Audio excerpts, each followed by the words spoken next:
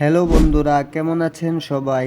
আমরা তো সকলেই জানি লিওনেল মেসি তার দেশ আর্জেন্টিনার হয়ে তার ক্যারিয়ারে 5টি শিরোপা জিতেছে। 2005 সালে অনূর্ধ্ব-20 বিশ্বকাপ এবং 2008 সালে অলিম্পিক মেডেল, 2021 সালে কোপা আমেরিকা, 2022 সালে ফেনেলিসিমা এবং বিশ্বকাপ। লিওনেল মেসি আর্জেন্টিনার হয়ে এই 5টি টুর্নামেন্ট অর্জন করেছে। তো এই টুর্নামেন্টগুলো লিওনেল মেসির কেমন পারফরমেন্স ছিল, পারফরমেন্সের বিনিময়ে তিনি কি কি পুরস্কার পেয়েছেন তাই জানবো এই ভিডিওটিতে। সর্বপ্রথম লিওনেল মেসি 2005 সালে আর্জেন্টিনার হয়ে অনূর্ধ্ব-20 বিশ্বকাপ জিতেছেন, যেই টুর্নামেন্টে Lionel Messi player of the best tournament হয়েছেন, যে কারণেই তিনি 2020 বিশ্বকাপের গোল্ডেন বল পেয়েছেন। এছাড়াও তিনি অনূর্ধ্ব-19 বিশ্বকাপে সর্বোচ্চ গোল করে গোল্ডেন বোর্ডও পেয়েছেন তিনি। এরপর 2008 সালে লিওনেল মেসি অলিম্পিক গোল্ড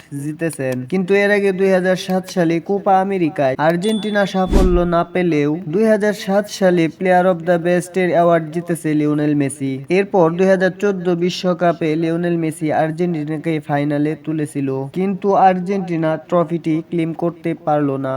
2014 বিশ্বকাপেও Messi player of the best tournament হয়েছিল, যে কারণে 2014 বিশ্বকাপের গোল্ডেন বলও জিতেছেন লিওনেল মেসি। এরপর 2015 কোপা আমেরিকা ফাইনালে আর্জেন্টিনা হেরে যায়, কিন্তু best tournament of the player পেয়েছেন লিওনেল মেসি, গোল্ডেন বলটি জিতেছিলেন। এরপর 2021 সালে লিওনেল মেসি আর্জেন্টিনাকে কোপা আমেরিকা জিতিয়েছিল, যেই টুর্নামেন্টে Lionel Messi player of the best হয়ে গোল্ডেন বল এবং গোল্ডেন বুট জিতেছেন লিওনেল মেসি। এরপর 2022 সালে লিওনেল মেসি ফেনেলিসিমা, যে টুর্নামেন্টেও তিনি best player of the tournament হয়েছিলেন। এরপর 2022 সালে লিওনেল মেসি আর্জেন্টিনার হয়ে প্রথমবারের মতো বিশ্বকাপ জিতেছিলেন, যেই টুর্নামেন্টের বেস্ট প্লেয়ার হয়েছিল লিওনেল মেসি। সেখানে তিনি গোল্ডেন বল জিতেছিল এবং দ্বিতীয় সর্বোচ্চ গোলের জন্য সিলভার প্লেটও পেয়েছিলেন তিনি। তো বন্ধুরা, এই অ্যাওয়ার্ডগুলো লিওনেল মেসি বিভিন্ন টুর্নামেন্টে জিতেছিলেন আর্জেন্টিনার হয়ে। তো ভিডিওটি এই পর্যন্তই ছিল। ভালো লাগলে লাইক করবেন,